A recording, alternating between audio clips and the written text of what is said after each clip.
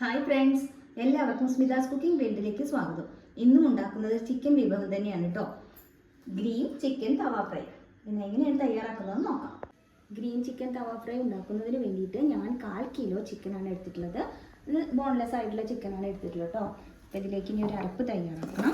അതിന് വേണ്ടിയിട്ട് മിക്സിയുടെ ജാറിലേക്ക് ഒരു ചുവന്നുള്ളി, ഞാനൊരു 18 എണ്ണമാണ് എടുത്തിട്ടുള്ളത്. ചെറുതാണ്, അതുകൊണ്ടാണ് 18 എണ്ണം എടുത്തിട്ടുള്ളത്. പിന്നെ ഒരു 7 പച്ചമുളക്, ഇഞ്ചി ചെറിയൊരു കഷ്ണം, ഒരു 7 അല്ലി വെളുത്തുള്ളി. ഇനി നമുക്കത് പേസ്റ്റ് പോലെ അരച്ചിട്ടെടുക്കാം. അരച്ചെടുത്ത മസാല ചിക്കനിലേക്ക് ചേർക്കാം. ആവശ്യത്തിനുള്ള ഉപ്പ് കൂടി ചേർത്ത് കൊടുക്കാം കേട്ടോ. എന്നിട്ട് കൈകൊണ്ട് നന്നായിട്ടൊന്ന് ഇളക്കി യോജിപ്പിച്ചെടുക്കും. മസാല ഞാനിപ്പോൾ ചിക്കനിൽ നന്നായിട്ട് തേച്ച് പിടിപ്പിച്ചിട്ടുണ്ട് കേട്ടോ. ഇത് അടച്ച് വയ്ക്കുക. അരമണിക്കൂർ സമയം റെസ്റ്റ് ചെയ്യാൻ വയ്ക്കാം.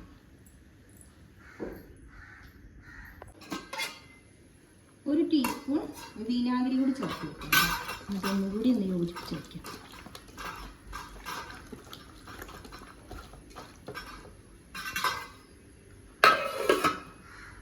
ഒരു പാനിലേക്ക് കുറച്ച് വെളിച്ചെണ്ണ ഒഴിച്ചു കൊടുക്കുക. അധികം വെളിച്ചെണ്ണയൊന്നും വേണ്ട കേട്ടോ. ലോ ഫ്ലെയിമിൽ വെച്ചിട്ട് എന്നിട്ട് നമുക്ക് ഫ്രൈ ചെയ്തെടുത്താൽ മതി. അതിലേക്ക് ഒരു 3 പച്ചമുളക്. ഈ പച്ചമുളകിൻ്റെ നടുക്ക് ഞാൻ എന്താ കണ്ടില്ലേ, ഇങ്ങനെ ചെറിയൊരു ഓട്ടയാക്കി കൊടുത്തിട്ടുണ്ട്. അതും കൂടി ഇതിലേക്ക് ഇങ്ങനെ വെച്ച് കൊടുക്കാം.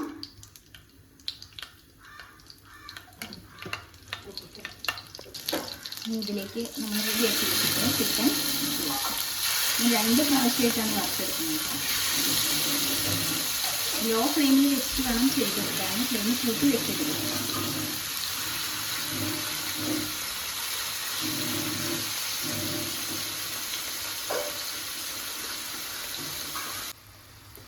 മറച്ചിട്ട് കൊടുക്കുക കേട്ടോ.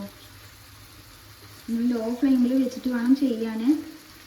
ഫ്ലെയിമൊന്നും കൂട്ടി വെക്കരുത്. അത് നല്ലോണം ഉള്ളിലൊന്നും വെന്ത് കിട്ടില്ല. ഞാനാണെങ്കിൽ വലിയ കഷ്ണങ്ങളായിട്ടാണ് എടുത്തിട്ടുള്ളത്. നമുക്ക് വേണമെങ്കിൽ ഇതിൽ ചെറിയ പീസസ് ആയിട്ട് വേണമെങ്കിലും എടുക്കാം കേട്ടോ.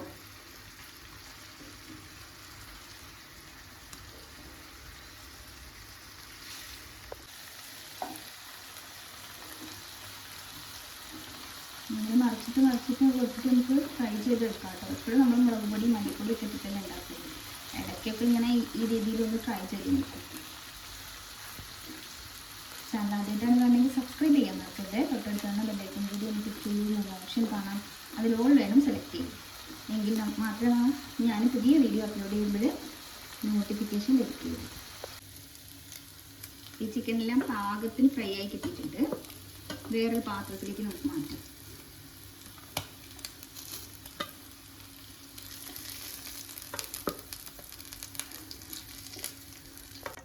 ഇതുപോലെ തന്നെ ബാക്കി ചിക്കനും കൂടി ഫ്രൈ ചെയ്യാം കേട്ടോ. അപ്പോൾ നമ്മുടെ ഗ്രീൻ തവ ചിക്കൻ ഫ്രൈ നല്ല പെർഫെക്റ്റ് ആയിട്ട് തന്നെ കിട്ടിയിട്ടുണ്ട്. ഇത് നല്ല എരിവുണ്ട് കേട്ടോ. അപ്പോൾ ഇത്രയും എരിവ് നിങ്ങൾക്ക് ആവശ്യമില്ലെങ്കിൽ നമ്മൾ ആ പച്ചമുളകിൻ്റെ എണ്ണം കുറച്ചാൽ മതി. ഒന്ന് ട്രൈ ചെയ്ത് നോക്കൂ. എന്തായാലും നിങ്ങൾക്ക് ഇഷ്ടമാവും. കുട്ടികൾക്കൊക്കെ നല്ല ഇഷ്ടമാവും. എരിവ് കുറച്ചോളൂ.